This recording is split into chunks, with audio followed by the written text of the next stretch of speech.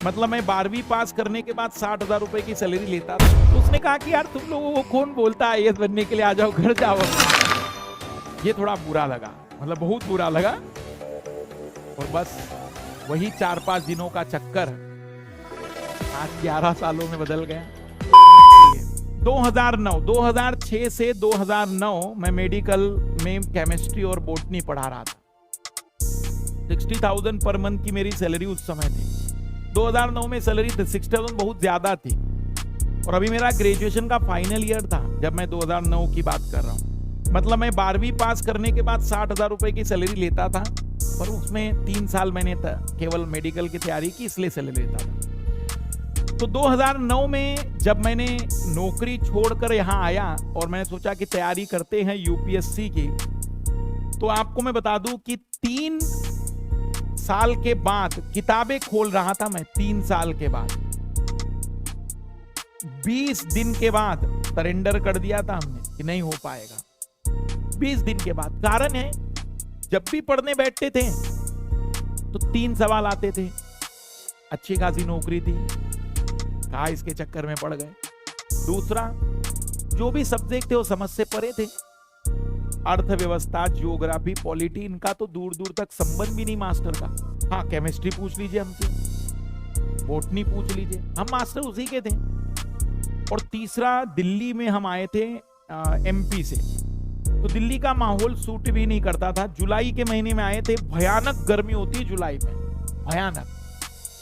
मतलब मैंने इतनी गर्मी अपनी जिंदगी में पहली बार जुलाई में महसूस की कि इतनी गर्मी भी कहीं हो सकती है। तो 3 कारणों के बाद 20 दिन के बाद मैंने तय किया कि विदाई चलते, कुछ नहीं होने वाला यहाँ पर। हमारे पिताजी बड़े खुश हुए कि बहुत अच्छा कर रहे हो। तो कारण यह है कि 60,000 रुपीज वापिस आना शुरू हो जाएंगे। तो मेरे डायरेक्टर को मैंने फोन लगाया, मैंने कहा कि मैं आ रहा हूँ। वो भी खुश कि अच्छा टीचर आ रहा है, बढ़िया है। उन्होंने उल्टा 2 बातें बताई। मैं तो तुम्हें समझा रहा था ये सब बकवास है, बढ़िया चल रहा है तुम्हारा, आ जाओ, सैलरी भी बढ़ा देंगे कुछ आपकी। हमने अपने बड़े भाई को फोन लगाया, मतलब जो इंजीनियर थे। मैंने कहा मेरा मन नहीं लग रहा, मैं आ रहा हूँ। उन्होंने कहा ठीक है, बट मेरा एक फ्रेंड मुझे मिल गया वहां पर, वो तैयारी कर रहा है यूपीएससी की 2 साल से। तब मैं यहाँ रहता था, आउटरम लाइन है जीटीबी नगर में, और यहाँ मुखर्जी नगर में वो रहते थे। तो मैं क्या शाम को मिलने चले जाते हैं, अगर 2 दिन के बाद तो जाना ही है, बोरिया बिस्तर समेट कर। तो उनके कमरे पर गया, तो मैंने कहा मेरा मन नहीं लग रहा है। बोले कोई बात नहीं, होता है ऐसा। मैं कल इकोनॉमिक्स की क्लास के लिए जा रहा हूँ। एक डी कुमार सर अभी दृष्टि में पढ़ाते हैं, उनकी इकोनॉमिक्स का बैच आया था, तो केवल इकोनॉमिक्स पढ़ा रहे थे। बोले कि चलो इकोनॉमिक्स बैठ जाना।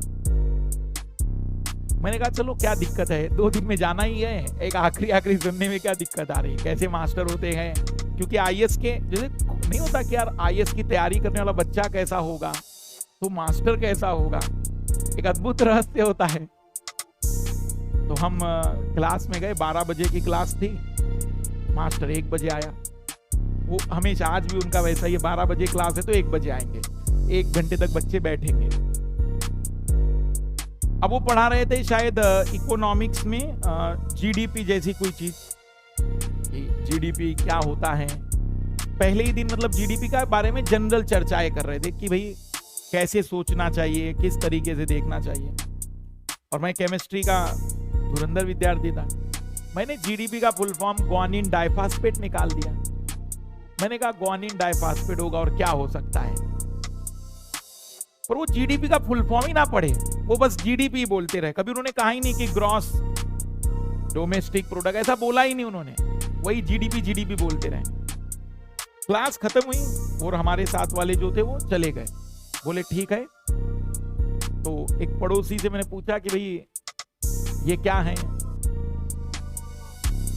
तो उसने हमसे पूछा कि कहां से आए हो। हमने कहा भाई आए कहीं से भी, तुम बस नाम बताओ कि यही है ना। अब वो व्यक्ति तो केमिस्ट्री से दूर दूर तक प्रेम नहीं, तो कहाँ ग्वानिन डाइफॉस्फेट, वो उसने अलग ही समझा होगा कि कितनी दयनीय स्थिति है। तो उसने कहा कि यार तुम लोगों को कौन बोलता है आईएएस बनने के लिए, आ जाओ घर जाओ अपने। ये थोड़ा बुरा लगा, मतलब बहुत बुरा लगा। क्या है ना, देखो 3 साल से जो व्यक्ति ग्रेजुएशन के साथ साथ 60,000 कमा रहा हो, डायरेक्टर जानता है कि कितना दमदार टीचर है, घर वाले जानते हैं कि अच्छा पैसा कमा रहा है, कभी ऐसा मैंने बुरा नहीं कहा किसी ने, बहुत तकलीफ हुई कि ये कैसे बोल दिया। तो मैंने कहा देखिए तो सही क्या है ये। तो हम क्लास 9 की इकोनॉमिक्स खरीद कर गए थे, क्योंकि बोले तुम क्लास 9 की कक्षा पढ़ो, मतलब एनसीईआरटी पढ़ो, उसमें बहुत कुछ है। मैंने कहा ठीक है। क्लास 9 के एनसीईआरटी फोटो कॉपी मिली थी हमें, नई नई मिलती थी तब मुखर्जी नगर में, फोटो कॉपी लेकर गए, पढ़ने लगे। उस समय यूट्यूब का कोई दौर नहीं था कि यूट्यूब में सर्च किया और पता चल गया, आज तो ये सिंपल है। अब उसमें पढ़ने बैठे तो समझ में कुछ नहीं आ रहा है, कुछ भी नहीं। तो एक अंदर से एक था ना, फील हुआ कि यार हम जिस बात का गुरूर कर रहे हैं कि बहुत बड़े ज्ञानी हो गए हैं, बट अब पता चल रहा है कि दुनिया बहुत बड़ी है, हमें चीजें थोड़ी सी अलग नजरिए से देखनी चाहिए। फिर मैंने कहा 4-5 दिन के बाद घर जाएंगे, थोड़ा सा 1-2 दिन इकोनॉमिक्स की क्लास और कर लेते हैं। और बस वही 4-5 दिनों का चक्कर आज 11 सालों में बदल गया।